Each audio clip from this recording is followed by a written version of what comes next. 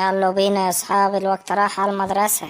ما اقول لك ايه، فكك من المدرسة والكلام ده، كده كده مش بناخد حاجة.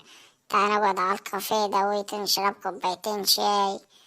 كده كده بناخدهم في الدروس الخصوصية. ايه ده، الاستاذ زعبولة جاي، اجري يلا. اوعى حد يتحرك من مكان، انا شفتكم. انتوا بتعملوا ايه هنا؟ بنشرب كوبايتين شاي وجايين يا استاذ. الله الله، سايبين المدرسة وقاعدين تشربوا شاي هنا؟ احنا بناخد دروس خصوصية يا استاذ.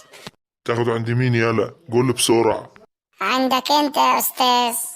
ان كان كده ماشي حبيبي. انت هسألك سؤال، جاوبني عليه تبقى شطورة. جاهز يا استاذ لأي سؤال تسألهوني، بس قبل ما تسألني ما تسأل اصحابي دول مش بياخدوا دروس، نشوف مستواهم العلمي ايه. ايه انتوا مش بتاخدوا دروس؟ يا استاذ ايوه احنا يا مش بناخد استاذ، احنا دروس. مش بناخد دروس. طيب من هو زعيم ثورة 1919؟ سعد زغلول يا استاذ. تمام، بس لو جيتوا خدتوا دروس عندي هتبقوا اشطر من كده بكتير. شايفين حودة هيجاوب بسرعة ازاي؟ الله يا حودة، 1+1 يبقى كام يا حودة؟ يبقى جوز وحيد يا استاذ.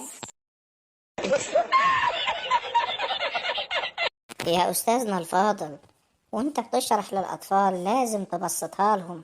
انت مش عارف تبسطها لحود، عشان كده جاوبك غلط.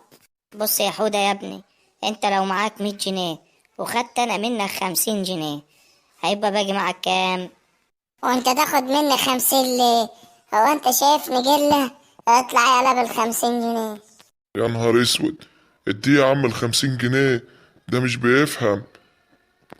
ده الله يكون في عونك معاه، وقفتي معاكم جت عليا بالخسارة. Look at the top of his head.